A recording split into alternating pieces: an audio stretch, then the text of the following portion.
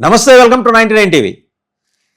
కిందటిసారి మనం మాట్లాడుకున్నప్పుడు మన సాయిశేఖర్ గారు ఆయన ఒక హీరోయిన్తో కలిసి నటించాల్సిన గొప్ప సినిమా ఎందుకనో అది మొత్తానికి తెరకెక్కలేదు.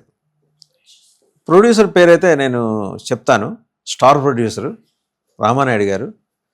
హీరోయిన్ పేరు కాసేపాకి చెప్పుకున్నాం. వాస్తవంగా కిందటి ఎపిసోడ్లో మనం మాట్లాడుకున్నాం. సాయిశేఖర్ 37 ఏళ్ళు జర్నలిజంలో వివిధ హోదాల్లో ఆయన బాధ్యతలు నిర్వహించారు. ఆయన పెన్నుకి ఏంటంటే ఆయన పనిచేసిన సంస్థ కోసం రాసే న్యూస్ ఐటమ్ ఒకటి ఉంటుంది. అలాగే కొన్ని సన్నివేశాలు, సంఘటనలు ఉంటాయి. వాటిని ఆఫ్ రికార్డ్ మాత్రమే మనం మాట్లాడుకోవాలి. దానికోసం విడిగా అట్టే పెట్టుకుని ఆయన పెన్నుకి 2 పాళీలు. ఆ 2వ పాళీ ఆ కథ రాస్తుంది, అన్టోల్డ్ స్టోరీ రాస్తుంది. అది చదువుతూ ఉంటే అది స్మూత్గా వెళ్ళిపోతుంది. అంటే ఒక జర్నలిస్ట్కి కెరీర్ మొత్తం మీద ఉన్న అనుభవాలన్నీ ఒకసారి ప్రోధి చేసుకుని క్రోడీకరించుకొని రాయటం మొదలెడితే దానికి ఆ స్టోరీ మొత్తానికి ఒక రూపం ఇస్తే సాయిశేఖర్ అనమాట. సో కిందసారి మాట్లాడుకోగా మిగిలినవి ఇంకా మాట్లాడుకోవాల్సినవి అన్నీ మాట్లాడేయటానికి వచ్చేసారు సాయిశేఖర్ గారు. నమస్తే అండి. నమస్తే అండి. సాయిశేఖర్ గారు, అయితే 95 నుంచి కదా, అంటే మీకు అది చాలా ముఖ్యమైన సంవత్సరం. చాలా సంఘటనలు మీరు ఆ సంవత్సరంలో రిపోర్ట్ చేశారు. చాలా ఇంపార్టెంట్ సంఘటనలు అన్నీ కూడా. కేసీఆర్ గారిని మీరు అంటే రాజ్భవన్లో మీరందరూ కలిసి ఆందోళనకు దిగారు. మిమ్మల్ని ప్రాపర్గా అడ్రస్ చేయలేదు మీడియా అంటే. అప్పుడు ఆ రోజు మీడియాకి సరి చెప్పడం కోసం అని చెప్పి కేసీఆర్ గారు ఆయన మీ దగ్గర రావటం, మాట్లాడటం, ముఖ్యమంత్రిని కూడా తీసుకొచ్చారు మీ దగ్గరికి. ఆ రోజు ఏం జరిగింది అసలు? ఆ రోజు కేసీఆర్ ఒక మంచి నాయకుడు. ఫ్రమ్ ద బిగినింగ్ బాగా పరిచయం ఉండేది. నాకు ఒక బిగ్గెస్ట్ డిసప్పాయింట్మెంట్ ఏంటంటే లాస్ట్ 25 ఇయర్స్లో, అంటే వారు తెలంగాణ రాష్ట్ర సమితి పెట్టిన కొద్ది రోజులకు ఒకసారి కలిశాను నేను. ఇక ఆ తర్వాత నుంచి ఆయన కలిసే అవకాశమే రాలేదు. చాలాసార్లు చాలామంది ద్వారా ప్రయత్నం చేశాను, కానీ ఎందుకనో మొత్తాన్ని నాకు అపాయింట్మెంట్ దొరకలేదు. నేను వెళ్ళి క్యూలో నిలబడి కలవాలని ప్రయత్నం చేయలేదు. But I had a special liking for KCR. ఇప్పుడు ఈ నాయకులందరి విషయంలోనూ మీకు ముందర, before I get in to the subject that you have asked me, నేను చెప్పదలుచుకుంది ఏంటంటే, మీకు ఇంతకుముందు మొన్న ఎపిసోడ్లో కూడా చెప్పాను నేను, ప్రతి వాళ్ళకి ఒక గొప్ప క్వాలిటీ ఉంటుంది. ఆ క్వాలిటీ ఉండడం వల్లనే వాళ్ళు అది అవుతారు, ఆ పోస్టులోకి రావడం. యాదృచ్ఛికంగా ముఖ్యమంత్రి అయినటువంటి వాళ్ళు ఇద్దరు, రోసయ్య గారు, కిరణ్ కుమార్ రెడ్డి గారు. రోసయ్య గారు ఇమీడియట్గా నెంబర్ 2 రెడీలీ అవైలబుల్ కాబట్టి ఆయన చేశారు. ఆయన హుందాగా ఆయన పదవిని నిర్వహించారు. కిరణ్ కుమార్ రెడ్డి గారితో నాకు అస్సలు పరిచయం లేదు. చూస్తుండేవాళ్ళం అసెంబ్లీ ప్రొసీడింగ్స్లో గట్రా ఆయన కూర్చొని ఉండడం, తర్వాత ఆయన స్పీకర్ అవ్వడం, everything we have been watching, కానీ వ్యక్తిగతంగా ఏం పరిచయం లేదు. ఆయన ఒక యాక్సిడెంటల్ చీఫ్ మినిస్టర్.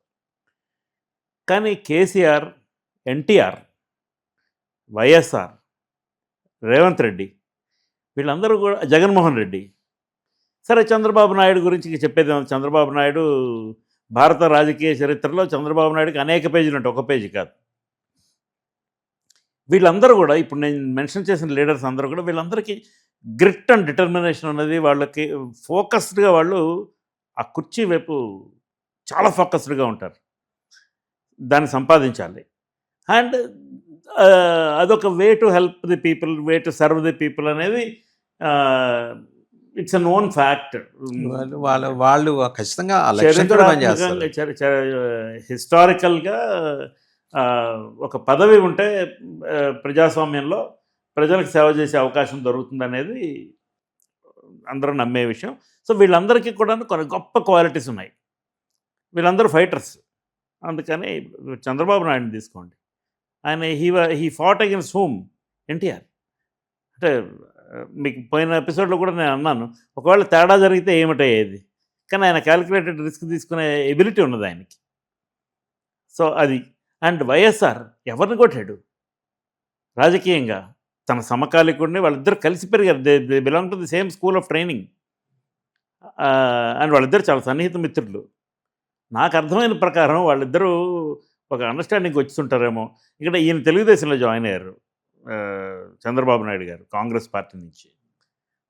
కాంగ్రెస్ పార్టీలో రాజశేఖర రెడ్డి గారు, చంద్రబాబు నాయుడు గారు, అంజయ్ గారి మంత్రివర్గంలో, తర్వాత భవన వెంకటరామరెడ్డి మంత్రివర్గంలో, తర్వాత జయభాస్కర్ రెడ్డి మంత్రివర్గంలోనూ వరుసగా మంత్రులుగా పనిచేశారు.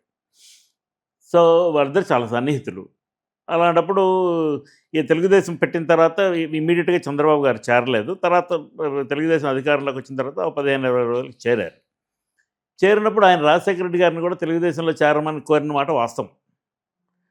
అయితే ఈయన నేను కాంగ్రెస్ పార్టీ సిద్ధాంతాన్ని నమ్ముకొని ఉన్నాను. కానీ నేను ఇక్కడే ఉండిపోతానని చెప్పి ఆయన అన్నారు. కానీ యాక్చువల్‌గా బయటికి ఇవన్నీ ఎలా ఉన్నా హార్ట్ ఆఫ్ హార్ట్స్ బహుశా వాళ్ళిద్దరూ ఏమనుకోని ఉండుంటారంటే ఈ 2 ఇద్దరికీ ఒక్కొక్కడు ఒక కత్తి అని తెలుసు. ఈ 2 కత్తులు ఒక వరలో ఇమ్మడవు.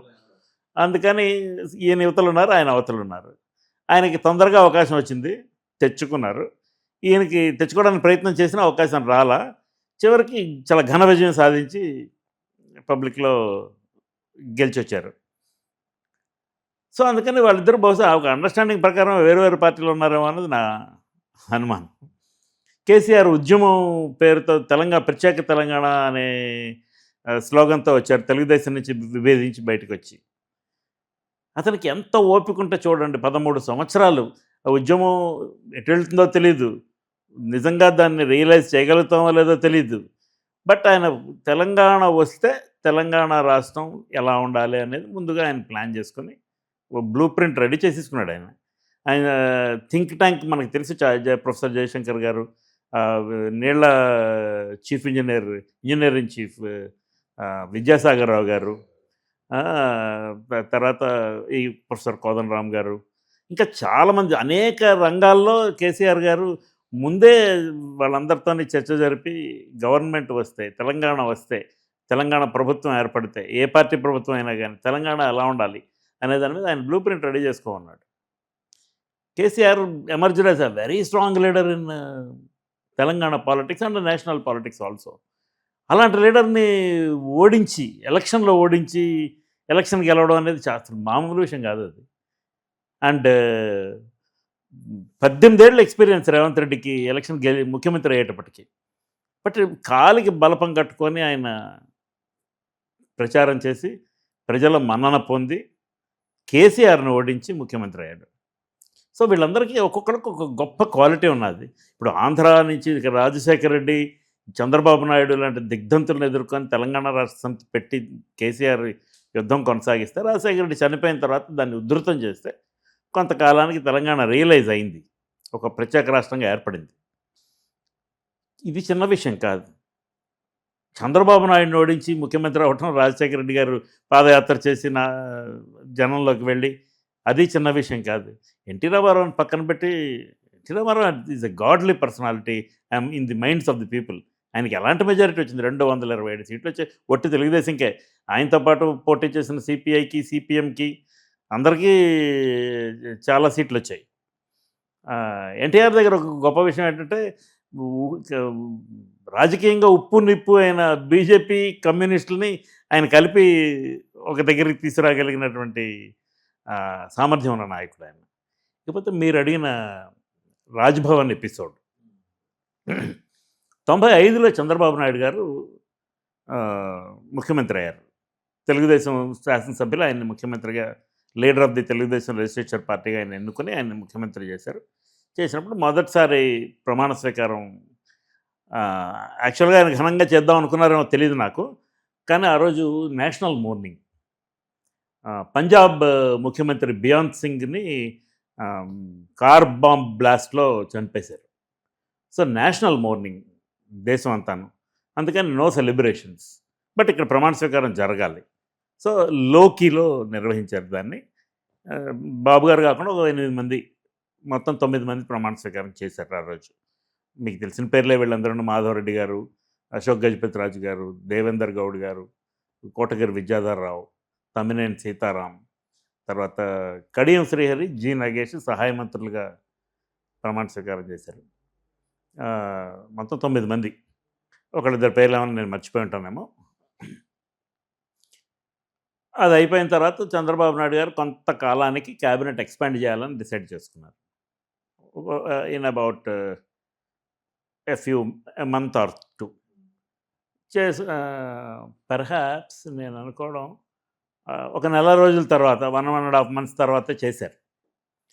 చేసినప్పుడు ఈ ప్రోటోకాల్ ఎలా ఉంటుందంటే, రాజ్భవన్లో ప్రమాణ స్వీకారానికి నాయకులు, ప్రమాణ స్వీకారం చేయవలసిన వాళ్ళు, సరే ముఖ్యమంత్రి గారు, ఇంకా ఇంపార్టెంట్ మంత్రులు, తర్వాత అధికారులు, రాష్ట్ర రాష్ట్రానికి సంబంధించిన bureaucrats, top police, top IAS officers అందరిని పిలుస్తారు. తర్వాత అతిథులను పిలుస్తారు, హూ ఆఫ్ ది సిటీ వాళ్ళందరినీ పిలుస్తారు. అందరికీ విఐపి సీట్లు ఇస్తారు. బికాజ్ ఆ రోజుల్లో ఎలక్ట్రానిక్ మీడియా లేదు, టెలివిజన్ ఛానల్స్ లేవు. ఒక తేజ టీవీ ఉండేది అంతే, ఇంకేమీ లేవు. ఈనాడు టీవీ వాళ్ళు కూడా వచ్చేవాళ్ళు. ఈటీవీ 2 అనేది ఏం లేదు. ఈనాడులో ఒక ప్రోగ్రామ్ న్యూస్ బులెటిన్ వచ్చేది, సో వాళ్ళు వచ్చేవాళ్ళు. తర్వాత ఈ కేబుల్ టీవీ ఛానల్స్ వాళ్ళు వచ్చేవాళ్ళు, సిటీ కేబుల్ వాళ్ళు వచ్చేవాళ్ళు, అంతే. These are the. సో వీళ్ళ కెమెరా వాళ్ళందరూ ఒక సైడ్ ఉంటే నెంబర్ ఆఫ్ మీడియా పీపుల్ చాలా తక్కువ. వాళ్ళు పాసులు ఇచ్చేవాళ్ళు, అక్రిడిటేషన్స్ ఉన్న వాళ్ళకి లేకపోయినా కానీ పాసులు ఇచ్చేది ఇన్ఫర్మేషన్ డిపార్ట్మెంట్. వాళ్ళు ఏ గేట్లోంచి మీడియా ఎంటర్ కావాలి అని. Those days since media number of media people was less, AAA gate passes ఇచ్చి లోపలికి తీసుకొచ్చేవాళ్ళు ఈ వివిఐపీతో పాటే. తీసుకొచ్చిన తర్వాత మీడియా గ్యాలరీ ఒకటి ఉండేది. ఆసారి మొట్టమొదటిసారిగా మీడియా సీట్స్ నిండిపోయాయి. పైగా చంద్రబాబు నాయుడు గారు మీడియాకి ఫ్రెండ్లీ, ఆయన మీడియాతో బాగా మాట్లాడతారు. దాంతోనే చాలామంది వచ్చారు. వచ్చిన తర్వాత ఎంట్రన్స్లో చావా రామకోటి గారు అని ఒక ఆయన, ఇప్పుడు లేరు వారు, ఆయన డీసీపీ టాస్క్ ఫోర్స్గా ఉండేవారు. ఆయన నా కొలీగ్ ఒక ఆయన్ని లోపలికి, అతను కొత్తగా జాయిన్ అయ్యారు. అంటే వృత్తిలో సీనియర్ ఆయన. మా పత్రికలో, నేను డెక్కన్ క్రానికల్లో పనిచేస్తున్నాను, మా పత్రికలో కొత్తగా జాయిన్ అయ్యారు. అప్పటికి ఒక 3 రోజులు అయింది. కానీ ఆయన పేరు మీద కూడా నేను వెళ్ళి, పబ్లిసిటీ సెల్కి నేను వెళ్ళి ముందు రోజు పేరు ఇచ్చి ఆయన పేరు మీద కూడా పాస్ తీసుకున్నాను. ఆయన పాస్ ఆయనకి ఇచ్చాను. అది పట్టుకొని ఆయన లోపలికి వస్తుంటే ఈయన గట్టిగా అభ్యంతరం పెట్టాడు. ఎవరు? ఈ చావా రామకోటి అని ఆయన. ఆ అభ్యంతరం నడుస్తూ ఉన్న సమయంలో నేను కూడా చేరాను అక్కడికి. ఆయన కొంచెం అబ్యూజివ్ లాంగ్వేజ్లో మాట్లాడుతున్నారు, చాలా కోపంగా. అతను కొంచెం he lost his cool and అవసరం లేని అవాయిడబుల్ రక్కస్ ఆయనే క్రియేట్ చేశారు. ఎవరు పడితే వాళ్ళు వచ్చేస్తున్నారు లోపలికి అని. అతనికి వ్యాలిడ్ పాస్ ఉన్నది, that's cleared by the government, allow చేయలేదు. సో నేను కొంచెం, because I'm a known face there at that time, నేను కాస్త గట్టిగా మాట్లాడి ఆయనకి కూడా ఎంట్రీ తీసుకొని వెళ్ళాను లోపలికి. వెళుతుండటమే ఒక బ్యాడ్ మూడ్లో వెళ్ళాం. వెళ్ళిన తర్వాత కూర్చున్నాం. మాకు కూర్చుందికి చోట్లేదు, బికాజ్ మీడియా సీట్స్ అన్ని నిండిపోయి ఉన్నాయి అప్పటికేను. ఈ ఘర్షణ వల్ల మేము టైంకి చేరలేకపోయాం లోపలికి. మేమిద్దరమే కదా, ఇంకా చాలామంది అక్కడి నుంచి యుఎన్ఐ మల్లికార్జున్ గారు వచ్చారు, ఇంకెవరెవరు వచ్చారు, అందరూ అక్కడ గుమిగూడారు. కొంచెం మొత్తానికి we had our way and say, కాస్త గట్టిగా మాట్లాడి లోపలికి వెళ్ళాం. వెళ్ళిన తర్వాత ఎక్కడ సీట్లు లేకపోతే ఈ ప్రమాణ స్వీకారానికి వచ్చే మంత్రులు వాళ్ళ ఫ్యామిలీస్ని పిలుస్తారు, ఎమ్మెల్యేలు అందరినీ పిలుస్తారు, వాళ్ళ తాలూకా ఫ్యామిలీస్కి కూడా కుర్చీలు వేస్తారు. ఆ ఫ్యామిలీస్కి వేసిన కుర్చీలలో లాస్ట్ రోని వాడుకొని అక్కడ కూర్చుందాం, ఎవరైనా వస్తే మనం లేచిపోదాం అనేది అగ్రిమెంట్. ఆ కుర్చీలలో ఎవరైనా కూర్చున్నారంటే నేను కూర్చున్నాను. మన ఏబిఎన్ ఆంధ్రజ్యోతి ఎండి గారు రాధాకృష్ణ గారు ఉన్నారు, వారు అప్పుడు ఆంధ్రజ్యోతి రిపోర్టరు. తర్వాత చంద్రశేఖరయ్య గారని director of information and public relations. Okay, అసలు ఈ పాసులన్నీ ఇచ్చేది ఆయనే, బిగ్ మ్యాన్. వారున్నారు, ఇంకా కొంతమంది రిపోర్టర్స్ ఉన్నారు పెద్దవాళ్ళే. ఉండిన తర్వాత మేము అక్కడ లాస్ట్ రోలో కూర్చున్నాం. ముందర దాదాపుగా 15-20 రోజు ఖాళీగానే ఉన్నాయి. ఎవరన్నా వస్తే మనం లేద్దాం అనేది మా ఉద్దేశం కూడా. We don't want to stick to that, they are not designated seats for media. అంతే. కూర్చొని ఉంటే యేసు దాస్ అని ఒక ఆయన ఉన్నారు. ఆయన joint secretary protocol, conferred IAS officer. ఆయన దగ్గర చాలా కోపం తెచ్చుకొని ఆయన వచ్చి చాలా అన్ప్రింటబుల్ లాంగ్వేజ్లో తిట్టారు. అంతకంటే ముందర, అతను రావడానికంటే తిట్టడానికంటే ఒక 5 నిమిషాల ముందర నగర పోలీస్ కమిషనర్ అప్పారావు గారు వచ్చారు. అప్పుడు అప్పారావు గారు వచ్చి ఆయన మాతో మాట్లాడి, అప్పారావు గారు డీజీపీ అనుకుంటాను అయితే, అప్పుడు డీజీపీ, నగర పోలీస్ కమిషనర్ కాదు, అప్పుడు డీజీపీ. అప్పారావు గారు వచ్చి కొంచెంసేపు సరదాగా కాసేపు మాటలు చెప్పి వెళ్ళారు. వీళ్ళందరూ చాలా పెద్ద పెద్ద స్టేచర్ ఉన్న ఆఫీసర్స్ అండి. అంటే ఏదో పోస్టింగ్ వచ్చింది కాబట్టి అందులో ఉన్నట్టు కాదు, వాళ్ళకి ఒక ఆరా ఉండేది. అప్పారావు గారు లాంటి వాడు పెద్ద ఆఫీసర్. సో కాసేపు మాట్లాడి వెళ్ళిన తర్వాత నేను క్యాజువల్గా మీరు ఇలాంటప్పుడు వచ్చి పలకరిస్తారు అప్పారావు గారు, మాకు అవసరం వచ్చినప్పుడు మాత్రం మీరు కనపడరు అని చాలా నవ్వుతూ అన్నాను. ఆయన he took it as a joke and went. ఆ తర్వాత ఈ యేసుదాస్ గారు వచ్చి చాలా ఫౌల్ లాంగ్వేజ్లో మమ్మల్ని తిట్టారు. ముఖ్యంగా చంద్రశేఖర్ గారిని తిట్టారు. తిట్టడం ఆయన బాగా నొచ్చుకున్నారు. సరే అప్పుడు నేను లేచి, మీరు వాడే మా భాష కరెక్ట్ కాదు, ఇక్కడి నుంచి లేవండి అని మీరు చెప్పాల్సిన అవసరం లేదు, ఎందుకంటే we have our cells decided ఎవరన్నా వస్తే లేచి వెకేట్ చేసి ఇద్దామనేదే, మాకేం ఇక్కడ హ్యాంగ్ అరౌండ్ అవ్వాలనే ఉద్దేశం లేదు. మీడియా సీట్స్ నిండిపోయినాయి. అంటే ఎంతమంది మీడియా పాసులు ఇచ్చారు, ఎంతమందికి మీడియా సీట్లు వేయాలనే ప్రోటోకాల్ ఇన్ఛార్జ్ మీరు, మీకు ఆ విషయం తెలీదు, మీరు అందుకని ఇలా చేయడం కరెక్ట్ కాదు గట్టిగా చెప్పాను. చెప్పిన తర్వాత ఆయన ఆపకుండా ఆయన ధోరణి కొనసాగిస్తే వి గాట్ ఇరిటేటెడ్. లేచి వెళ్ళి రాధాకృష్ణ గారిని అడిగితే పద అన్నారు. వెళ్ళి గట్టిగా ప్రొటెస్ట్ చేసి డౌన్ డౌన్ అని అరవడం మొదలుపెట్టిన తర్వాత కూర్చున్నాం. వి స్క్వాటెడ్ ఆన్ ది ఫ్లోర్, గడ్డి ఎంట్రన్స్ దగ్గర కూర్చొని, ఇలాగా లాభం లేదు, ఇది కరెక్ట్ కాదు, ఇతని మీద చర్య తీసుకోవాలనేది ఉద్దేశం. స్లోగన్స్ గట్టిగా రేజ్ చేస్తున్నాం. సిటీ కేబుల్లో వాళ్ళు రికార్డ్ చేసి ఆ తర్వాత గట్టిగా వేశారు మొత్తం ఊరంతాను. అయితే ఈ జరుగుతున్నప్పుడు హరికృష్ణ గారు కూడా మంత్రి. హరికృష్ణ గారు, మాధవరెడ్డి గారు, విద్యాధరరావు గారు, సీతారాం గారు వీళ్ళందరూ వచ్చి ఇప్పటికి ఊరుకోండి, ప్రమాణ స్వీకార కార్యక్రమం అయిపోయిన తర్వాత మేము సార్ట్అవుట్ చేయిస్తాం ఇది. ప్రమాణ స్వీకారం అయిపోయిన తర్వాత దీని గురించి ఎవరు పట్టించుకోరనే విషయం మాకు తెలుసు. అందుకని మేము గట్టిగా దాన్ని ఒత్తిడి చేస్తున్నాం. ఒత్తిడి చేస్తుంటే ఈలోపు అశోక్ గజపతి గారు వచ్చారు, సీఎం గారు వచ్చారు, ఆయన గవర్నర్ దగ్గర ఉన్నారు. ఇప్పటికి కైండ్లీ కోఆపరేట్ విత్ అస్, ఇప్పటికీ వదిలేసేయండి అని. ఈ వదిలేయకపోవటం అనేది ఏదో నడుస్తుంది. ఇంతలో కేసీఆర్ గారు వచ్చారు. కేసీఆర్ గారు మంత్రివర్గంలో ప్రమాణ స్వీకారం లిస్టులో లేరు. ఆయనకి ఆ విషయం తెలుసు, అందరికీ తెలుసు. యాక్చువల్గా మంత్రివర్గంలో ఆయన ఉండవలసిన వాడు, కానీ ఆయన లేరు. లేకపోయినా ఇవాళ గ్రేస్ఫుల్. ఆయన వచ్చి నా దగ్గరికి వచ్చి చెవిలో అడిగారు, ఏంటి డిమాండ్ ఏంటి అని. ఏం డిమాండ్ లేదు సార్, ముఖ్యమంత్రి గారు ఇక్కడికి వస్తే సార్ మాకు ఈ సమస్య ఉన్నది అని వారికి తెలియజేస్తాం. చేస్తే ఆయన ఏం రెస్పాన్స్ ఇస్తారో అంతే, డిమాండ్ ఏం లేదు. మేమేం ముఖ్యమంత్రి గారిని ప్రభుత్వం తరఫున అపాలజీ చెప్పమని మేమేం కోరడం లేదు, అలాంటిది డిమాండ్ ఏం లేదని చెప్పాను. He liked it. సరే అయితే మేము ఇదేదో కొనసాగుతుంటే ఆయన అక్కడి నుంచి హీ స్నీక్డ్ అవుట్. వెళ్ళిపోయిన మనిషి అలా స్ట్రైట్గా ముఖ్యమంత్రి గారి దగ్గరికి వెళ్ళాడు, రాజ్భవన్ లోపలికి వెళ్ళి ఆయనకి విషయం చేరవేశారు. ఆయన వెంటనే గబగబా కేసీఆర్ గారిని తోడు తీసుకొని వచ్చారు. వచ్చి డైరెక్ట్గా మా దగ్గరికి వచ్చారు. చెప్పి ఏంటి బ్రదర్ విషయం ఏంటంటే, సార్ ఇట్లా ఫౌల్ లాంగ్వేజ్లో మాట్లాడారండి ఆ పోలీస్ ఆఫీసర్ను, ఈ ఐఏఎస్ ఆఫీసర్ను, ఇది కొంచెం మాకు ఇబ్బందిగా ఉన్నది, చాలా అవమానకరంగా మాట్లాడారు. డిఐపిఆర్ ప్రభుత్వంలో ఇన్ఫర్మేషన్ డిపార్ట్మెంట్ హెడ్ ఆయన్ని కూడా అలాగే మాట్లాడారు. సో మేము చాలా నొచ్చుకున్నాము, దీని మీద చర్య తీసుకోండి మీరు, వాళ్ళ డ్యూటీ నిర్వహించే దాంట్లో భాగంగా మీరు చర్య తీసుకోవాలన్నది మా కోరిక తప్ప we're not seeking any apology అని చెప్పాను నేను. రాధాకృష్ణ గారు కూడా అదే చెప్పారు. సరే బ్రదర్, ప్రమాణ స్వీకారం అయిపోయిన తర్వాత హైటీ ఉంటుంది, హైటీ అయ్యాక ఫోటోగ్రాఫ్ ఉంటుంది క్యాబినెట్ది, అది అయిపోగానే అక్కడికి రండి, సెక్రటేరియట్లో చీఫ్ మినిస్టర్ ఆఫీస్లో సి బ్లాక్ సెక్రటేరియట్లో ప్రెస్ కాన్ఫరెన్స్ రూమ్ ఉంది కదా, సమత అని ఉండేది, అందులోకి వచ్చేసేయండి, అక్కడ ప్రెస్ కాన్ఫరెన్స్ రూమ్ పెద్దది ఉంటుంది, అక్కడికి రండి మాట్లాడుకుందాం అన్నారు. సరే సార్ అన్నాం.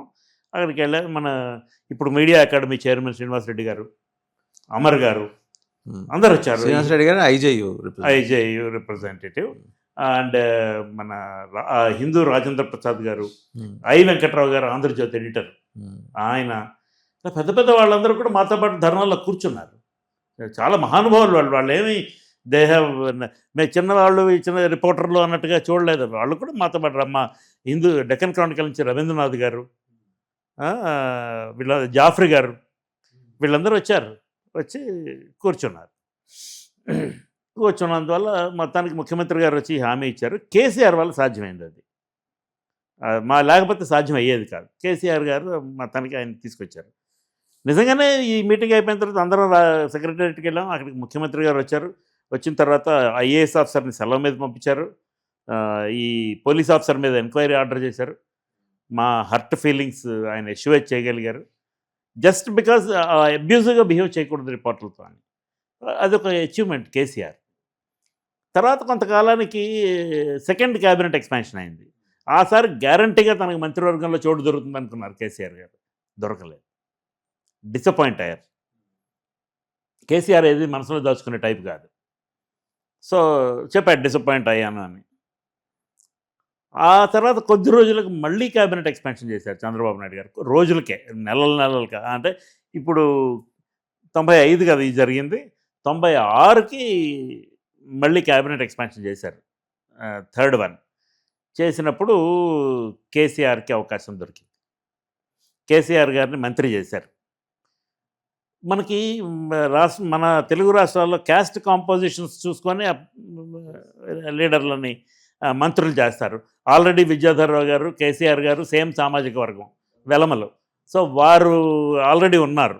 అండ్ కేసీఆర్ కూడా ఈక్వల్లీ సీనియర్ లీడర్. 83 ఒక్క ఎలక్షనే ఓడిపోయింది కేసీఆర్. ఇప్పటివరకు మళ్ళీ ఏ ఎలక్షన్ ఓడిపోలే. మొన్న కామారెడ్డిలో ఓడిపోయారు, కానీ 2 దగ్గర పోటీ చేశారు కాబట్టి, గజ్వేల్లో గెలిచారు కాబట్టి ఓడిపోయినట్టు కింద లెక్క రాదనుకోండి. కేసీఆర్ గారికి 85 నుంచి ఒక్క ఎలక్షన్ ఓడిపోలేదు. పెద్ద రికార్డు అది. ఇలాగ ఒక్క ఎలక్షన్ కూడా ఓడిపోయిన వ్యక్తి రాజశేఖర రెడ్డి గారు. ఒక్క ఎలక్షన్ కూడా ఓడిపోలేదు. ఆయన పోటీ 78లో రాజకీయాల్లోకి దిగిన కాడి నుంచి ఆయన చనిపోయే వరకు ఆయన ఏ ఒక్క ఎలక్షన్ ఓడిపోలేదు. కేసీఆర్ గారు కూడా మొన్న కామారెడ్డిలో ఓడిపోవడం తప్ప అసలు ఓటమి ఎరుగని నాయకుడు కేసీఆర్.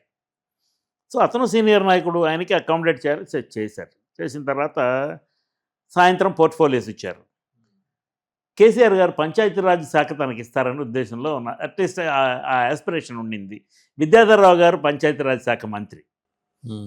సో ఆ శాఖ తీసి ఈయనకి ఎలా ఇస్తారని మరి అంతకుముందు దాంట్లో విద్యాధరరావు గారికి పోర్ట్ఫోలియో ఇచ్చారు. విద్యాధరరావు గారు ఉన్నారు క్యాబినెట్లో, ఆల్రెడీ ఆయనకి ఆయన పంచాయతీరాజ్ శాఖ మంత్రిగా ఉన్నారు. ఈయనకి పంచాయతీరాజ్ ఇంట్రెస్ట్. ఈయన ఆల్రెడీ ముఖ్యమంత్రి గారికి ఆ విషయాన్ని కొంత తెలియజేశారు. ఇక్కడ రూరల్ డెవలప్మెంట్ అనేది కేసీఆర్కి ప్యాషన్ సబ్జెక్ట్. అందుకని సరే ఇవ్వలేదు. రవాణా శాఖ ఇచ్చారు. అప్పటికే హరికృష్ణ 6 నెలలు చేసి అతను కాన్స్టిట్యూషనల్ అబ్లిగేషన్ ఫుల్ఫిల్ చేయకపోవడం వల్ల హరికృష్ణ రాజీనామా చేసేవలసి వచ్చింది. తర్వాత అతను ఎమ్మెల్యే ఎలక్టారు, కానీ మళ్ళీ క్యాబినెట్లోకి ఆయన తీసుకోలేదు. రవాణా శాఖ ఖాళీగా ఉన్నది కేసీఆర్ గారికి ఇచ్చారు. కేసీఆర్ గారికి ఇస్తే ఆయన నాకు సాయంకాలం ఫోన్ చేశారు డెక్కన్ క్రానికల్ ఆఫీస్కి.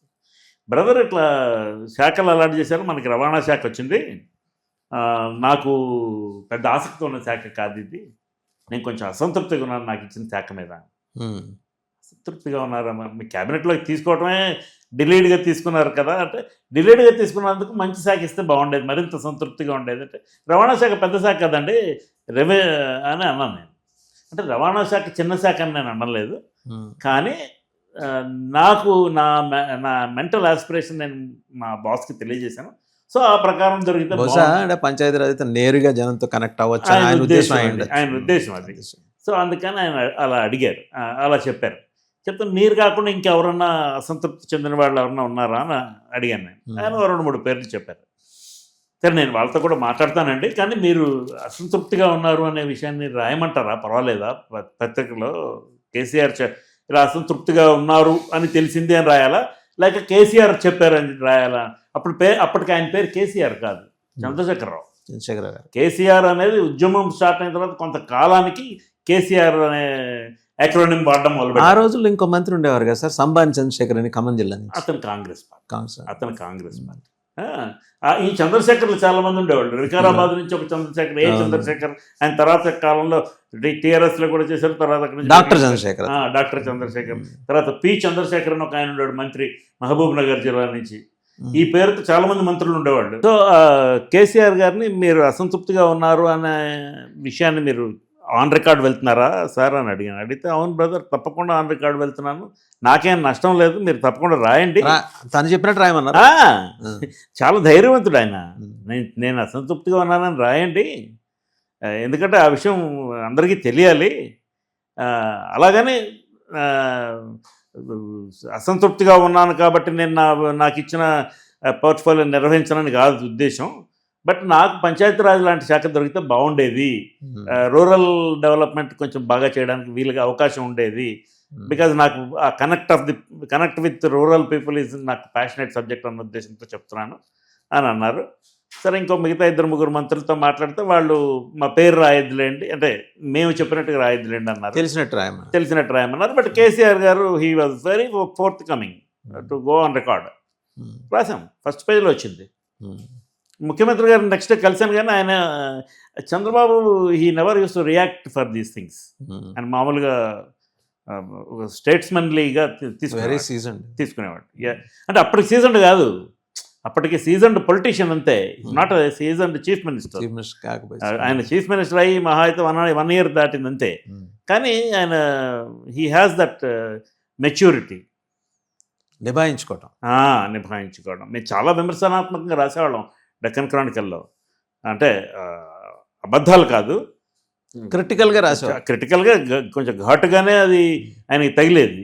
ఇవాళ రేపు after the advent of this social media and digital media ఇదంతా వచ్చిన తర్వాత కూడా ఇవి ప్రభుత్వాల్లో ఉన్నవాళ్ళు, ప్రతిపక్షంలో ఉన్నవాళ్ళు, రాజకీయ నాయకులు వీటిని సరిగా తీసుకోలేకపోతున్నారు.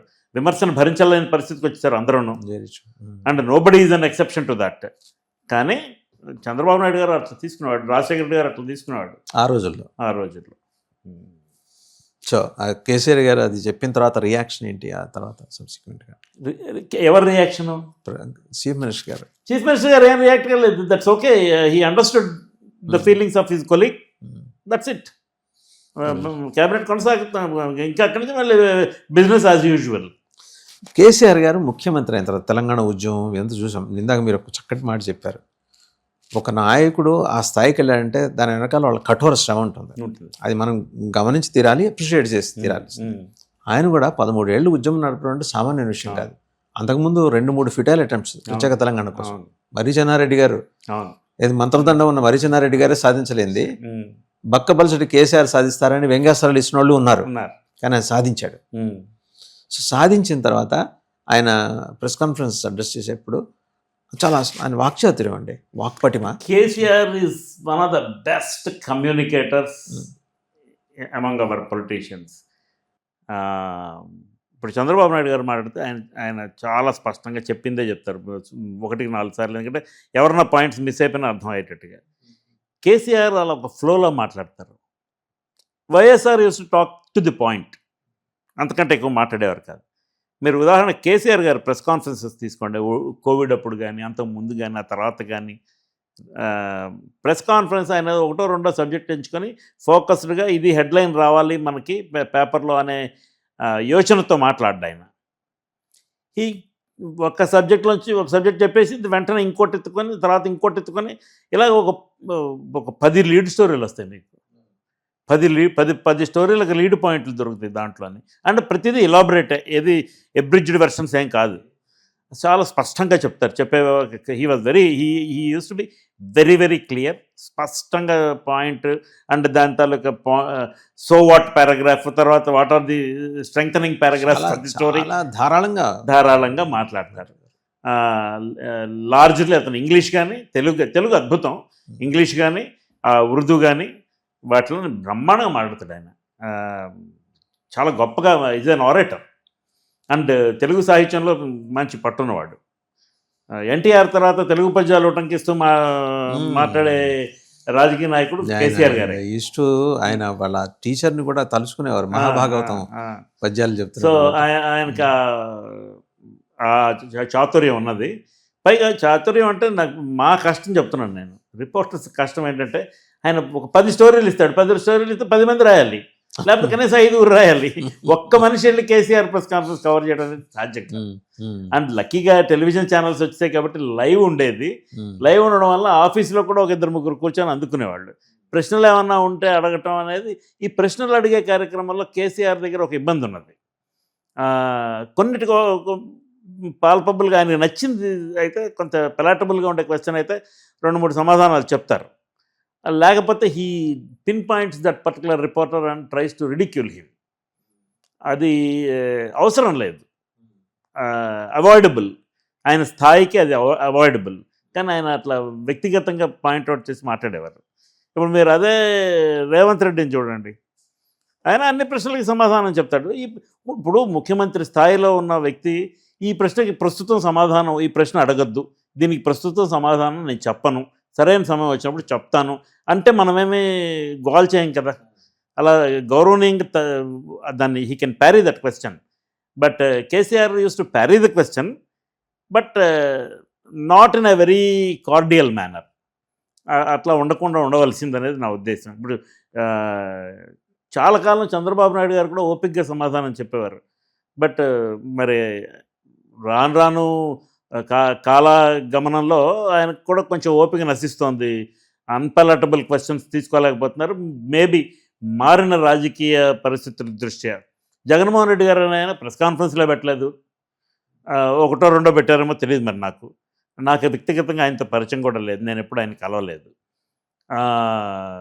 But is a very strong leader. ఆ కుర్చీ మీద దృష్టి పెట్టి మొత్తానికి కష్టపడి పైకి వచ్చాడు. వచ్చి ఒక 5 సంవత్సరాలు చేశారు, తర్వాత ప్రజలు రిజెక్ట్ చేశారు. ఇప్పుడు కూడా గట్టి ప్రతిపక్షంగానే ఉన్నారు. వాళ్ళకి 11 సీట్లు ఉన్నప్పటికీ ఆయన తెలిగ్గా తీసుకోవటం లేదు అక్కడ. బట్ ఆయన ప్రెస్ కాన్ఫరెన్స్లు పెట్టింది సందర్భం లేదు. సో పెట్టిన ప్రెస్ కాన్ఫరెన్స్లో కూడా ఆయన క్వశ్చన్స్ తీసుకోలేదు. అంటే ఒకటి పెట్టారు, ఎంపిక చేసిన మీడియా ప్రతినిధులు మాత్రం అది తెలియదు నాకు. బట్ 1-2 ప్రెస్ కాన్ఫరెన్స్లో నేను చూశాను. బట్ వాటిలో కూడా క్వశ్చన్స్ తీసుకోవడం అనేది చాలా లిమిటెడ్. చంద్రబాబు నాయుడు గారు ప్రెస్ కాన్ఫరెన్స్ జరుగుతున్నప్పుడు మీ తోటి జర్నలిస్ట్ ఆయన మైక్ ఆన్ చేసి మాట్లాడిన దాన్ని ఉటంకిస్తూ కూడా రాశారు. అది చెప్పండి జరిగింది. చంద్రబాబు నాయుడు గారు మామూలుగా పాలసీ అనౌన్స్మెంట్స్ తను చేసేవాడు. ప్రభుత్వం ఇలా చేయబోతోంది అనేది తను చేసేవాడు. అదొక ఒరవడి. మామూలుగా ముఖ్యమంత్రులు అందరూ ఎన్టీఆర్ అలాగే చేసేవారు, చెన్నారెడ్డి గారు అలాగే చేసేవారు, విజయభాస్కర్ రెడ్డి గారు అలాగే చేసేవారు. సో వీళ్ళందరూ ఒక ట్రెండ్. కేసీఆర్ గారు కూడా అలాగే చేస్తారు, మన ముఖ్యమంత్రి రేవంత్ రెడ్డి గారు అలాగే చేస్తారు. సరే, చంద్రబాబు పేరు చెప్పాను.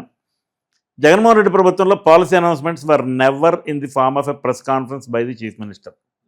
అక్కడ లేదు, అక్కడ ఆ ప్రాక్టీస్ లేదు. పాలసీ అనౌన్స్మెంట్ అఫీషియల్ ఛానల్లో వచ్చేది అంతే. మిగతా వాళ్ళందరూ ముఖ్యమంత్రులు చెప్తారు. అయితే చంద్రబాబు నాయుడు గారు సార్ ఇండస్ట్రియల్ పాలసీ అనౌన్స్ చేస్తున్న సమయంలో ప్రెస్ కాన్ఫరెన్స్ ఆ సి బ్లాక్ సెక్రటేరియట్లో ప్రతి విలేకరికి ఒక మైక్ ఉంటుంది. ఆ మైక్ మనం స్విచ్ నొక్కితే లైట్ వెలుగుతుంది, వెలిగినప్పుడు మనం మాట్లాడాలి. మనం లేకపోతే స్విచ్ ఆఫ్ చేసుకోవాలి. మనం మధ్యలో ఎవరితో గుసగుసలాడినా ఆ మైక్ క్యాచ్ చేస్తుంది కాబట్టి మనం స్విచ్ ఆఫ్ చేసుకోవాలి. అలాగే జరుగుతుంటే బుధవారం వెంకటరత్న గారిని పాపం ఇటీవల చనిపోయారు, 100 సంవత్సరాలు బతికి చనిపోయారు. ఆయన పొద్దు అనే పత్రికకి రిపోర్ట్ చేసేవారు, పెద్ద మనిషి. ఆయన ప్రెస్ కాన్ఫరెన్స్ మ్యాటర్ రాసుకుంటూ, అయ్యా ముఖ్యమంత్రి గారు ఆ నంబర్స్ మళ్ళీ ఒకసారి చెప్పండి అని అడిగారు. ఇండస్ట్రియల్ పాలసీ నెంబర్స్ గుర్తుండవు కాబట్టి మళ్ళీ ఒకసారి ఫర్ క్లారిఫికేషన్ అడగడం తప్పు కాదు. ఆయన అడిగారు. ఆయన మళ్ళీ సీఎం గారు ఆ నెంబర్స్ చెప్పడానికని ఈ was going back in to that pages. వెళుతుంటే నా మిత్రుడు ఒక ఆయన నా పక్కనే కూర్చోమన్నాడు. అతను మంచి సరదా విలేకరి, బాగా రాస్తాడు వార్తలు చాలా. Is also very good news man. ఆ మైక్ ఆన్ చేసిన విషయం చూసుకోలేదు ఆయన. వెంకటరత్న గారు, ముఖ్యమంత్రి గారు మళ్ళొక్కసారి చెప్పండి నంబర్లు అని అడగగానే, ఈ భాష ఒక్కసారి చెప్తే 100 సార్లు చెప్పినట్టే అన్నాడు ఈయన. అది మైక్లో వచ్చింది. అందరు గట్టిగా నవ్వారు, ముఖ్యమంత్రి గారు కూడా నవ్వారు. అంటే for while he was shocked. ఏంటిది అని అటు చూశారు. చూసి he also broke into a smile. చాలా సరదాగా అందరూ బాగా జరిగింది అది. ఇలాంటివి విలేకరుల సమావేశాల్లో జరుగుతుంది. అలాగే ఇంకొక సంఘటన, రాజశేఖర్ రెడ్డి గారు దగ్గర ఒకసారి ఆయన ప్రెస్ కాన్ఫరెన్స్కి వెళ్ళే ముందు మీరు ఏదో ఒక అంశం మీద ప్రొటెస్ట్ తెలియజేయడానికి అది ఒక ఇంట్రెస్టింగ్ ఎపిసోడ్ అండి. మున్సిపల్ ఎలక్షన్స్ జరిగినాయి ఆంధ్రప్రదేశ్లో. ఆ మున్సిపల్ ఎలక్షన్స్ జరిగిన రోజునాడు ఆయన అఫీషియల్ టూర్ చేసుకుంటూ విజయవాడ వచ్చాడు. నేను I was the head of the Hindu in Vijayawada bureau నేను హెడ్ చేస్తున్నాను. ఆ సమయంలో ఆయన సాయంకాలం 4:30-5 గంటలప్పుడు విజయవాడ వచ్చారు, గన్నవరం ఎయిర్పోర్ట్కి. సో ముఖ్యమంత్రి గారు వస్తున్నారనే సమాచారం వచ్చింది, అఫీషియల్ సమాచారం. మేమందరం ఎయిర్పోర్ట్కి వెళ్ళాం. ఆయనతో ప్రెస్ కాన్ఫరెన్స్లో అది ఏమైనా ఉంటుంది. అందుకని వెళ్ళినప్పుడు ఆ రోజు పొద్దున్న నుంచి నెల్లూరులో విలేకరులను కొడుతున్నారు. ఆనం బ్రదర్స్ విలేకరులను కొడుతున్నారు. టీవీ విలేకరులని వాళ్ళని వెళ్ళని ఆ దృశ్యాలన్నీ టెలివిజన్స్లో టెలికాస్ట్ అవుతున్నాయి. దాంతో అంటే వాళ్ళే కొట్టడం కాదు, వాళ్ళ మనుషులు కొడుతున్నారు, అటాక్ చేస్తున్నారు ఎలక్షన్ కవర్ చేస్తుంటే. సో మేము ప్రొటెస్ట్ చేయాలని డిసైడ్ చేసుకొని వెళ్ళాం. ప్రొటెస్ట్ చేయాలనే విషయం లోపలికి మనం ప్రొటెస్ట్ మోడ్లో వెళ్తే లోపలికి సెక్యూరిటీ వాళ్ళు రానివ్వరు, ఉండదు, పోలీసులు కూడా రానివ్వరు. అందుకని మేము తెలివిగా ఏం చేసాం, బ్లాక్ రిబ్బన్ కొనుక్కొని వెళ్ళాం. కట్ చేసి తీసుకొని చెట్టు కింద కూర్చొని కట్ చేసేసి అందరికీ గుండు సూదులు ఇచ్చి జేబులో పెట్టుకోండి, లోపలికి వెళ్ళి కూర్చున్న తర్వాత ఈ బ్లాక్ బ్యాడ్జెస్ పెట్టుకోండి అని చెప్పాం. బ్లాక్ బ్యాడ్జి గుండు సూది మెటల్ డిటెక్టర్ డిటెక్ట్ చేయదు. సో కూల్గా లోపల వెళ్ళిపోయిన తర్వాత అందరం అవి పెట్టాం. ఉమేష్ షరాఫ్ గారు ఉండేవారు, పోలీస్ కమిషనర్ గారు విజయవాడ. ఆయన గాబరపడిపోయి ఏమిటిది బ్లాక్ బ్యాడ్జెస్ ఎందుకు పెట్టారు నన్ను పిలిచి అడిగారు. అడిగితే మీకు సంబంధం లేదు, మీ గురించి కాదు, కానీ నేను కమిషనర్గా ఉన్న ఊళ్ళో మీరు బ్లాక్ బ్యాడ్జెస్ పెట్టుకుంటే నాకు చెడ్డ రాదు సార్, మేము చెప్తాం కదా, మేము చూసుకుంటాం, వదిలేయండి అని చెప్పి బతిరేయడం అయిపోయింది. కూర్చున్నాం. ముఖ్యమంత్రి గారు వచ్చారు. వచ్చిన తర్వాత ఆయన చెప్పదలుచుకుంది ఏదో చెప్పారు, ఆ పాయింట్స్ నోట్ చేసుకున్నాం. Then question answer session. అప్పుడు ఐ స్టూడప్ అండ్ నేను మంచి ఆగ్రహంగా లేచి, ఇలాగా మీ మంత్రివర్గంలో ఉన్న ఒక సభ్యుడు, ఆయన బ్రదర్ శాసనసభ్యుడు, వీళ్ళు వాళ్ళ మనుషుల్ని ప్రొవోక్ చేసి విలేకరులను కొట్టిస్తున్నారు, వాళ్ళ టీవీ నిండా అవే విజువల్స్, ఇది అన్యాయం, ఇది ఎలక్షన్ కవర్ చేస్తుంటే కొట్టడం ఏమిటి, వాళ్ళ మీద ఖచ్చితంగా మీరు చర్య తీసుకోవాలి అని చెప్పి గట్టిగా నేను ప్రొటెస్ట్ చేశాను. అక్కడ ఉన్నవాళ్ళు, ఐ వాజ్ హిందూకి హెడ్గా ఉన్నాను కాబట్టి they allowed me to speak. Other colleagues were graceful. మీకు అంతకుముందే పరిచయం ఉంది రాజశేఖర రెడ్డి గారు. సో రాజశేఖర రెడ్డి గారు వెంటనే, నేను ఆ రోజు ఒక విచిత్రమైన చొక్కా వేసుకున్నాను. నేను 2 years ముందర ఎప్పుడు అమెరికా వెళ్ళినప్పుడు నేను ఒక షర్ట్ కొనుక్కున్నాను, దాని మోటిఫ్ వాజ్ ఫ్లేమ్స్ అనమాట. So that was reflecting that I'm also raging with flames. So ఆయన చిన్నగా నవ్వి, your shirt is very beautiful brother, చాలా బాగుంది మీ షర్ట్. సో ఆ షర్ట్ అయితే తెలియజేస్తున్నారు మీరు చాలా ఆగ్రహంగా ఉన్నారని, చర్య తీసుకుంటానులేండి. ఈ షర్ట్ గురించి మాట్లాడేటప్పటికి నేను స్మైల్ చేశాను, ఆ కోపం అంతా పోయింది, వాతావరణం చల్లబడిపోయింది. అండ్ దెన్ ఈ ఎక్కడ కొన్నారు ఈ చొక్కా అని అడిగారు. కోల్స్లో కొన్నానండి, చికాగోలో కొన్నాను. వెరీ గుడ్, చాలా బాగుంది అని చెప్పారు. అయిపోయింది. బట్ దెన్ ఆయన ఆ సబ్జెక్ట్ని డిఫ్లెక్ట్ చేశాను అనుకోలేదు. ఆయన వాళ్ళకి షోకాస్ నోటీసులు అయితే ఇచ్చారు. తర్వాత ఏం చర్య తీసుకున్నారు, వాళ్ళు ఉద్యోగాలు పీకేశారా, అసలు ఉద్దేశం కూడా అది కాదు. వార్నింగ్ వెళ్ళాలి లీడర్స్, మాత్రం చేయగలిగాడు ఆయన. ఎన్టీఆర్ గురించి, ఎందుకంటే ఎన్టీఆర్తో కూడా మీ అసోసియేషన్ చాలా ఎక్కువ, ఎందుకంటే ఎమోషనల్ కాలం మీరు హైదరాబాద్లోనే ఉన్నారు కాబట్టి, ఆయన ముఖ్యమంత్రిగా ఉన్న సమయంలో మీరు ఉంటాం, అండ్ ఆల్మోస్ట్ ప్రతి ముఖ్యమైన సంఘటన ఎన్టీఆర్కి సంబంధించి మీరు కవర్ చేశారు. ఒకసారి ఒక ప్రెస్ కాన్ఫరెన్స్ పెట్టారు అక్కడ, బషీర్బాగ్ ప్రెస్ క్లబ్ అనుకుంటా, మీరు మెన్షన్ చేశారు. అది మీట్ ద ప్రెస్ అండి. మీట్ ద ప్రెస్ ప్రతి ఎలక్షన్ ముందర మీట్ ద ప్రెస్ అని ఒకటి నిర్వహిస్తారు. మీట్ ద ప్రెస్ నిర్వహించినప్పుడు ఎవరు నిర్వహిస్తారంటే మన Andhra Pradesh union of working journalist, Telangana అయితే Telangana union of working journalist, లేకపోతే ప్రెస్ క్లబ్ వీళ్ళల్లో ఎవరో ఒకళ్ళు నిర్వహిస్తారు. కలిసి చేశారు అది. అంటే ఎవరో ఒకళ్ళు చేస్తారు, మిగతా యూనియన్లో ఉండేవాళ్ళే ప్రెస్ క్లబ్లో ఉంటారు, ప్రెస్ క్లబ్లో ఉండేవాళ్ళే యూనియన్లో ఉంటారు, మనందరం అందులో మెంబర్స్ కదా. సో ఆయన ఆ మీట్ ద ప్రెస్ ముఖ్యమంత్రిని పిలుస్తారు, ప్రతిపక్ష నాయకుడిని పిలుస్తారు, వివిధ పార్టీల నాయకులను పిలుస్తారు. ఒక్కొక్కళ్ళకి ఒక్కొక్క రోజు అతను అరగంట మాట్లాడతారు, 45 నిమిషాలు, తర్వాత 1 గంట క్వశ్చన్ ఆన్సర్కి అవకాశం ఉంటుంది. ఈ ప్రాసెస్ నడుస్తున్నప్పుడు 94 ఎలక్షన్స్లో రామారావు గారు ప్రతిపక్ష నాయకుడు, వారిని పిలిచారు. పిలిస్తే ఆయన మాట్లాడారు. మాట్లాడిన తర్వాత అప్పటికే పేపర్లలో బాగా లక్ష్మీపార్వతి గారు బాగా ఇంటర్ఫేర్ అవుతున్నారు, ఆవిడ తనకి తరఫున క్యాండిడేట్స్ని పెట్టుకుంటున్నారు అనేది బాగా వస్తుండేది పేపర్లలో, మేము కూడా రాస్తుండేవాళ్ళం. అంటే ఇట్ ఈస్ నాట్ అన్ఫౌండెడ్. అయితే క్యాజువల్గా నేను లేచి, సార్ మీరున్న మేడం గారు లక్ష్మీపార్వతి గారు కలిసి రాత్రిపూట బెడ్రూమ్లో కూర్చొని డిసైడ్ చేస్తున్నట్టు కదా క్యాండిడేట్లు ఎవరెవరు పోటీ చేయాలో అని అడిగాను. ఏ కిటికీలోంచి చూసావు తమ్ముడు అని అడిగాడు ఆయన. అంటే ఆ చమత్కారం ఉండేది, వీళ్ళందరికీ ఉండేది. చంద్రబాబు గారికి ఉంది, రాజశేఖర రెడ్డి గారికి ఉంది, అందరికీ ఉంది చమత్కారం. నాకు జగన్ గారి గురించి తెలియదు. ఆయనకి చమత్కారం ఉందో లేదో, ఎందుకంటే ఆయన విలేకరుల వర్తన ఎప్పుడు మాట్లాడలేదు. నేనైతే అసలు కలవలేదు. ఆయన అన్నారు కదా, అంటే అంత సీరియస్ క్వశ్చన్ కూడా హుందాగా స్వీకరించి దాన్ని ఒక జోక్ లాగా ఆయన దాన్ని కన్వర్ట్ చేశాడు. దాని మీద ఫర్దర్గా డిస్కషన్ జరగకుండా. రామారావు గారు చాలా చాతుర్యం ఉన్న రాజకీయ నాయకుడు కూడా, ఒక అద్భుతమైన మహానటుడుగా, అన్పారలల్. ఇంకా అంటే ఆయన గురించి చెప్పాలంటే అంత. అండ్ పివి నరసింహారావు గారు వారు ప్రధానమంత్రిగా ఉండగా వారి గ్రాండ్ డాటర్ మ్యారేజ్కి మీకు ఇన్విటేషన్ అందింది. ఎందుకంటే అప్పుడు కూడా మీరు ఇక్కడే ఉన్నారు హైదరాబాద్. అప్పుడు జరిగిన సంఘటన కూడా మీరు విటిలిక్స్లో రాశాను. ఏంటంటే నరసింహారావు గారు ప్రధానమంత్రిగా ఉన్నప్పుడు వాణిదేవి గారిని ఇప్పుడు బీఆర్ఎస్ ఎమ్మెల్సీగా ఉన్నారు. వారి ఇంట్లో వివాహం నేను బుక్లో రాశాను క్లియర్గా. అది వారి అబ్బాయి అమ్మాయితో వివాహం క్లియర్గా రాశాను నేను. అది యాక్చువల్గా నేను ఫేస్బుక్లో ఈ ఇన్సిడెంట్ రాస్తే పెళ్లి కొడుకు ఎవరు పెళ్లి కూతురు ఎవరు అని డీటెయిల్ ఎవరో కామెంట్లో పెట్టారు. అది తీసుకున్నాను నేను. వాణిదేవి గారితో ఆవిడకి Venkateswara college of fine arts అని ఒక కాలేజ్ ఉన్నది. అప్పుడు మాధాపూర్లో ఏం ఉండేది కాదండి. రోడ్ మెయిన్ రోడ్ అంత మిగతా అంతా మట్టి. మధ్యలో అక్కడ ఆ మట్టి రోడ్లోంచి వెళ్ళాలి. So sprawling ground. నరసింహారావు గారి మనవరాలు పెళ్ళి, ఆయన ప్రధానమంత్రి. సో నాకు ముందు రోజు ప్రధానమంత్రి కార్యాలయం నుంచి ఫోన్ వచ్చింది. నేను రూలింగ్ పార్టీ కవర్ చేస్తుండేవాడిని ఎప్పుడైనా సరే, అది నాకు అదృష్టం. సో ఫోన్ వచ్చి ఇట్లా నరసింహారావు గారి ఇంట్లో పెళ్ళి, మీరు రావాలి తప్పకుండా.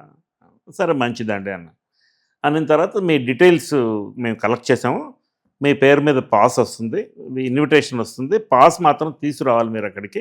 ఏ గేట్లో పాస్ ఉంటుందో ఆ గేట్లోంచి మిమ్మల్ని అలో చేస్తారు లోపలికి, ఎక్కడ పడితే అక్కడికి వచ్చి కూర్చోవడానికి కుదరదు అనే విషయం స్పష్టంగా చెప్పారు. మంచిదండి అన్నాను. అన్న తర్వాత వారి ఇంటి నుంచి ఒక ప్రతినిధి వచ్చారు. అంటే ఈ లిస్ట్ వాళ్ళకి పంపించినట్టున్నారు. వాళ్ళు వచ్చి పర్సనల్ ఇన్విటేషన్ ఇచ్చారు. బట్ దెన్ నెక్స్ట్ డే నాడు అఫీషియల్ ఇన్వైట్ త్రూ గవర్నమెంట్ వచ్చింది. వాళ్ళు కూడా ఇన్విటేషన్ ఇచ్చారు. ఇచ్చి పాస్ తీసుకొని రండి అని చెప్పారు. కుప్పస్వామి గారు అనే ఒక యుఎన్ఐకి జనరల్ మేనేజర్ ఉండేవారు ఇక్కడ, చనిపోయారు వారు కూడా. ఇప్పుడు ఆయన నేను రావడం లేదు కానీ వేరే రిపోర్టర్ని పంపిస్తున్నాను, చేత మన ఇద్దరం తాజ్ కృష్ణాకి వెళ్దాం. అప్పుడు తాజ్ కృష్ణ గారు, దాని పేరు కృష్ణ ఓబరాయ్. తాజ్ కృష్ణాకి వెళ్దాం, నా ఫ్రెండ్స్ ఉన్నారు, వాళ్ళిద్దరిని పరిచయం చేస్తాను నీకు అన్నారు. మొత్తం హైదరాబాద్లో హూజ్ హూ ఆఫ్ ఇండియా వచ్చారండి. చీఫ్ జస్టిస్, జడ్జిలు, armed forces, chief of army staff, chief of air staff, వాళ్ళు నేవీ చీఫ్, అనేక రాష్ట్రాల ముఖ్యమంత్రులు, అనేక రాష్ట్రాల గవర్నర్లు, అనేక రాష్ట్రాల ప్రధాన న్యాయమూర్తులు ఇలా వచ్చారు అందరూను. సో ఒక్కొక్కరికి ఒక డెసిగ్నేటెడ్ గేట్. నాకు ఈ కుప్పస్వామి గారు నన్ను తీసుకెళ్ళి ఆయన కారులో, కృష్ణకుమార్ అని డిఫెన్స్ మినిస్టర్ ఉంటే ఆయన కారులో పంపించారు. ఆ కాన్వాయ్లో వెళ్ళాను నేను. వెళ్ళిన తర్వాత అతను తీసుకెళ్ళిపోయాడు వాళ్ళతో పాటు. వాళ్ళ గేట్లోకి నాకు ఎంట్రీ ఇచ్చారు. నా దగ్గర ఉండే వేరే గేట్ పాస్ ఉన్నా కూడాను. లోపలికి వెళ్ళిన తర్వాత ఎన్టీ రామారావు గారు ముఖ్యమంత్రి, ఆయన లక్ష్మీపార్వతి గారు వచ్చారు. చంద్రబాబు నాయుడు గారు, మాగుంట సుబ్రహ్మరెడ్డి గారు వాళ్ళకి కావాల్సిన పద్ధతిలో కుర్చీలు అరేంజ్ చేయించి వాళ్ళు వచ్చిన తర్వాత ప్రధానమంత్రి గారు ఆయన్ని రిసీవ్ చేసుకుని కూర్చోపెట్టారు. గ్రాండ్గా పెళ్ళయింది. పెళ్ళయిన తర్వాత రామారావు గారు డయస్ మీద తీసుకెళ్లారు, వాళ్ళ ఆశీర్వాదం తీసుకున్నారు పెళ్లి కూతురు పెళ్లి కొడుకు. అయ్యాక మళ్ళీ ఈయన ఆవిడ బయలుదేరి వెళ్ళిపోయారు. వెళ్ళిపోయాక అందరూ VVIP pandals for dinner is different. నన్ను కూడా తీసుకెళ్లారు డిఫెన్స్ మినిస్టర్ గారు, కృష్ణకుమార్ అని, ఇది minister of state for defence. లోపలికి వెళ్ళిన తర్వాత అందరం తింటున్నాం, ప్లేట్స్ తీసుకొని, పెద్ద పెద్దవాళ్ళు వాళ్ళందరూ. సరే నాకు కొంచెం పరిచయస్తున్నారు ఎవరంటే వీరప్ప మొయిలీ గారు, చీఫ్ మినిస్టర్. సో ఆయన అప్పుడు ఎక్స్ కాదు ఆయన, అప్పుడు చీఫ్ మినిస్టర్. సో ఆయనతో మాట్లాడుతున్నాను నేను. భోజనం చేస్తుంటే నరసింహారావు గారు అలాగ వచ్చి అందరినీ పలకరిస్తున్నారు. నా దగ్గర రాగా నా చేతులు తింటున్నాను కదా, నేను ఇలా పట్టుకొని ఇలా అన్నాను. వీరప్ప మొయిలీ గారు సగం వంగి నమస్కారం పెట్టారు. ఆయన్ని పలకరించారు. సార్ నా పేరు సాయిశేఖర్ అండి, నేను డెక్కన్ క్రానికల్ రిపోర్టర్. గుర్తున్నావయ్యా నాకు, నువ్వు గుర్తున్నావు, ఫ్రీక్వెంట్గా నేను నంద్యాల వచ్చినప్పుడు, కర్నూలు వచ్చినప్పుడు వస్తుంటావు కదా, హైదరాబాద్లో ప్రెస్ కాన్ఫరెన్స్కి కూడా వస్తుంటావు కదా, నాకు గుర్తున్నావు నువ్వు అని చెప్పారు. పివి నరసింహారావు గారు నువ్వు గుర్తున్నావు అనడమే ఒక పెద్ద విషయం మనకి. అండ్ ఇట్ సో హ్యాపెన్, నాకు లక్కీగా నేను ఆ వివిఐపి గ్యాలరీలో వెళ్ళి అక్కడ వాళ్ళందరితోనే I could rub shoulders. Sai గారు అయితే కిందటి ఎపిసోడ్లో కూడా చెప్పా, ఇప్పటికే చాలామంది వెయిట్ చేస్తుంటారు. మీ హీరోయిన్ ఎవరు? రామానాయుడు గారు ఏంటి రామానాయుడు మీకు గారు ఇచ్చిన మాకు బాపట్ల ఎంపీ. ఉమ్, సో ఆ రకంగా నాకు పరిచయం. నేను సినిమా రిపోర్టర్ని కాదు. ఉమ్, ఆయన తెలుగుదేశం పార్టీ ఎంపీగా ఉండేవాడు. ఆయన చేత ఆయనతో కొంచెం సన్నిహితంగానే ఉండేవాళ్ళం. ఆయన ఫ్రెండ్లీగా మాట్లాడేవారు. ఓనాడు చంద్రబాబు నాయుడు గారు ఏదో విజిట్కి వచ్చి వెళ్ళిపోతుంటే పెద్దనందిపాడులో ఆయన హెలికాప్టర్ ఎగిరిపోయిన తర్వాత రామానాయుడు గారు గుంటూరు వెళ్ళాలి. ఆయనకి ఎందుకో బుద్ధి పుట్టింది విలేకరుల బస్సులో వెళ్దామని. మీ బస్సులో వస్తే చోటు ఇస్తావా కూర్చోడానికి? అయ్యో భలే ఉన్నారు, రండి అని పిలిచాం. ఆయన వచ్చి నా పక్కన కూర్చున్నారు. సరే సినిమా వాడు కదా అని చేత చుట్టూరు అందరూ కొంతసేపు మూగి మిగతా విలేకరులు కొంతసేపు మాట్లాడారు. బస్సు బయలుదేరింది. బయలుదేరిన తర్వాత ఆ మాట మాట్లాడుతూ ఆయనతో సినిమాలు యాక్ట్ చేస్తే బాగుండని ఒక కోరిక అండి. నేను మోనో యాక్షన్స్ గట్రా చేసేవాడిని, స్కూల్లో గట్రా నాకు అవార్డ్స్ వచ్చేవి అదే చెప్పాను.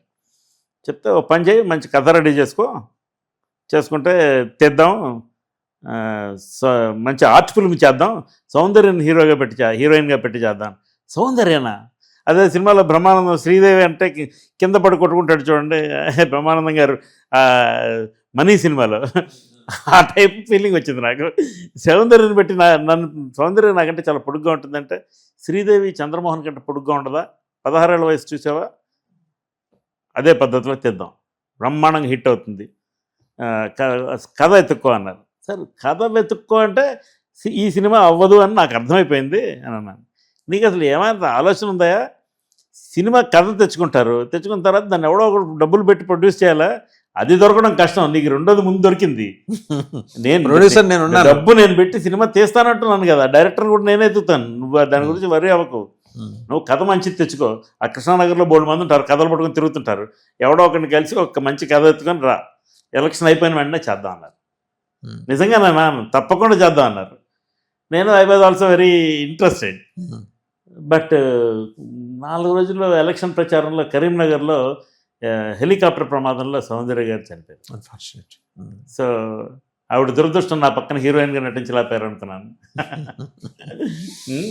ఇంకోటి సూపర్ స్టార్ కృష్ణ గారు, నేను ఈ సినిమా వాళ్ళతో పెద్ద ఇంటరాక్ట్ అయింది లేదు, కానీ సుశీల్ రావు గారు టైమ్స్ ఆఫ్ ఇండియాలో సీనియర్ ఎడిటర్గా ఉండేవారు మొన్నటిదాకాను. ఆయన నేను కలిసి పనిచేసేవాళ్ళం డెక్కన్ క్రానికల్లో. సో ఆయన రోజు నన్ను మాధురి దీక్షిత్ని ఇంటర్వ్యూ చేద్దాం అని తీసుకెళ్ళారు. Big fan of Madhuri Dixit. So చలో అని బయలుదేరాను. యాక్చువల్గా అక్కడికి వచ్చింది మాధురి దీక్షిత్ కాదు, బట్ నన్ను తీసుకెళ్ళడానికి ఈయన అలా చెప్పారు. సరే రారని రానని కాదు, కానీ మొత్తానికి టు క్రియేట్ మోర్ ఇంట్రెస్ట్. అక్కడికి వెళ్ళిన తర్వాత ఈ అసెంబ్లీ రౌడీ అని మోహన్ బాబు గారి సినిమా ఉంటుంది, దాన్ని హిందీ వెర్షన్ తీస్తున్నారు అక్కడ పద్మాలయ స్టూడియోలో.